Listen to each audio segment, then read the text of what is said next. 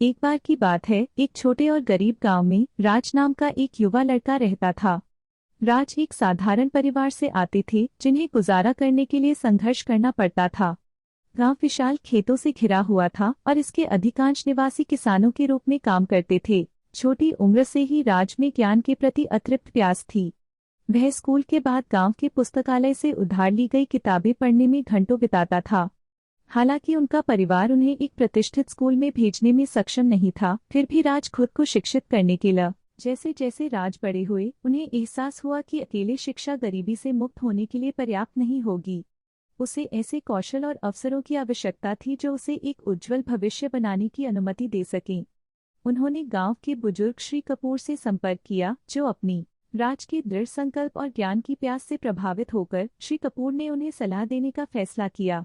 उन्होंने राज को विभिन्न व्यवसायों और शिल्पों से परिचित कराया, इस उम्मीद में कि उन्हें एक ऐसा कौशल मिलेगा जो युवा लड़के के साथ मेल खाएगा। विभिन्न गतिविधि श्री कपूर के मार्गदर्शन में राज ने अपने लकड़ी के कौशल को निखारा और इस कला में महारत हासिल करने के लिए अथक परिश्रम किया। जैसे जैसे उनकी प्रतिभा बढ़ती गई, वैसे वैसे गांव में उनकी प्रतिष्ठा भी बढ़ती गई। लोगों ने उनकी लकड़ी की कृतियों की जटिलता और सुंदर प्रत्येक परियोजना के साथ राज ने अपनी कमाई को अपने उपकरणों को बेहतर बनाने और अपनी कार्यशाला के विस्तार में पुनः निवेश किया। वह अपने अंतिम लक्ष्य से कभी नहीं चूके, अपने परिवार के जीवन को बदलना और उस गांव को वापस लौटाना जिसने उनका समर्थन किया था। राज की असाधारण शिल्प कौशल की बात गांव के बाहर भी फैल गई। पास के शहर के एक प्रसिद्ध फर्नीचर स्टोर के मालिक एक दिन गांव में आए और उन्होंने राज का कुछ काम देखा।